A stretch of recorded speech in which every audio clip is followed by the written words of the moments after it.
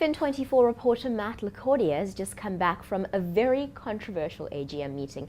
I'm of course speaking about the AGM of HCI, and he's here to speak to us a little bit more about what happened. Matt, when you walked into studio a few minutes ago, you looked absolutely frazzled. It's been quite a day for you, hasn't it? Sitting around a room full of some very emotional people who have gone on a very long journey together and who have built up quite a remarkable business, and it was the end of a chapter for them. And we've seen in this week a lot of statements in the press and a lot of emails, resignations from board members, Barbara Hogan, to the CEO of ETV, Marcel Golding, to his wife, Bronwyn Keane-Young, who was the Chief Operating Officer at ETV and Sabido. So the AGM was very much a point of what's going to happen. Is it going to be fractious, or is it going to be a kind of peace offering or peace deal made? And I think what happened was more of the latter, that there was some kind of peace made, a sense of, okay, this is the end of the road. We've had a good ride together.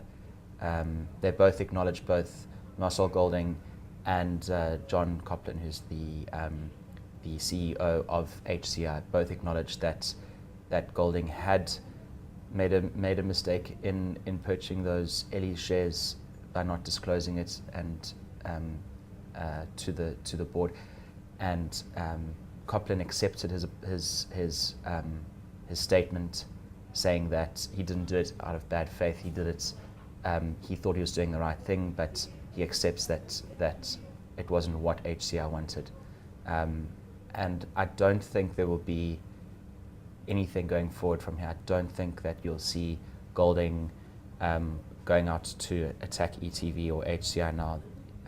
He stepped down as the chairperson of HCI, so this is very much the end of the road for him, and it seems like he's just wanting to take time out now. Put this in context for us. Who is Marcel Golding in the South African business and media landscape, and how significant is what's just happened?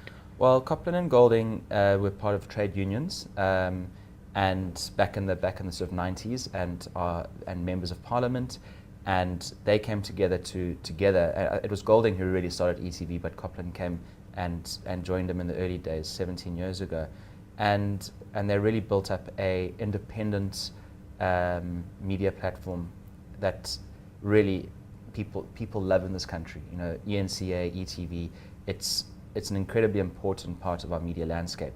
And I think that what's been shown in the media this week, there were serious allegations of political interference. And if those allegations were true and not looked at properly, then there would be a serious feeling that ETV was slipping into a place where we don't want it to. And John Copland made it very clear, and he went really deep into the allegation, and I think he showed that nothing was done wrong on the part of Yunus Sheikh, who is an executive director at HCI, when he was asking whether they would do coverage of the De Hoop Dam. They have put their statement across, and I don't think we're going to see much more digging around this issue. You know, I think it's a very sensitive thing, and John Copland said something in his statement, and that's that a lot of the press around ETV this week is very bad for the country, in the sense that it's degrading this very important platform. So I think for me it's like, well, you know, these allegations were made, you have explained yourself. You know, I think in this country there's a lot of disbelief. You know, people like to believe that things are not right. And something also that Copland said was, anytime the word Sheikh is thrown into the media, everyone gets all rattled. Just because Yunus Sheikh is the brother of Shabir Sheikh, suddenly, you know, the links to Zuma come out, and now suddenly it must be that there is political interference, just the mere name Sheikh. So I hear him there, and you know, who are we to kind of judge as the media who is right and who is wrong?